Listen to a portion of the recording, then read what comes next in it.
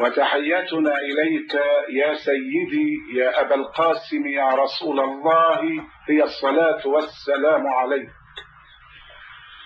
صلت عليك ملائك الرحمن وسرى الضياء بسائر الأكوان لما طلعت على الوجود مزودا بحمى الإله وراية القرآن.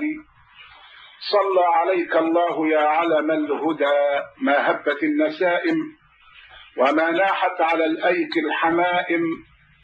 الربا كبيرة لا تعدلها كبيرة، وحسبك يا أخ الإسلام أن تعلم علم اليقين بل حق اليقين بل عين اليقين أن الربا هو الذنب الوحيد الذي أعلن الله ورسوله الحرب على مرتكبه،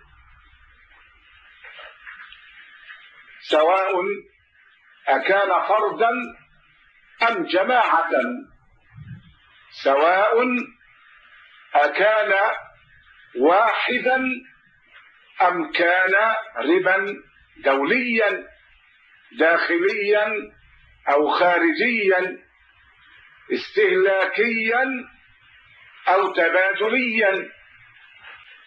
فالذنب الوحيد الذي أعلن الله تعالى ورسوله صلى الله عليه وسلم الحرب على مرتكبه وعلى من اقترفه هو الربا.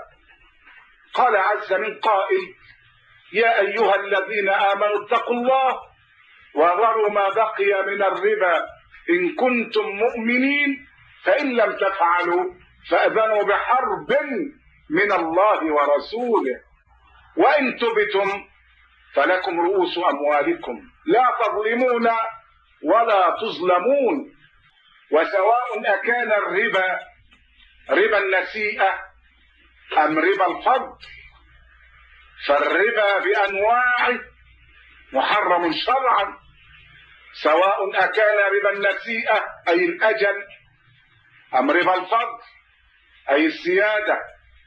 ومن ثم فإن الله جلت قدرته وعظمت حكمته وتعالت إرادته لما أحل البيع حرم الربا، ولما أحل عقد المضاربة حرم الربا، ولما أحل عقد الإجارة حرم الربا، ولما أحل الهبة حرم الربا، ولما أوجب الزكاة والصدقات حرم الربا، ولما أحل عقد الشركات حرم الربا.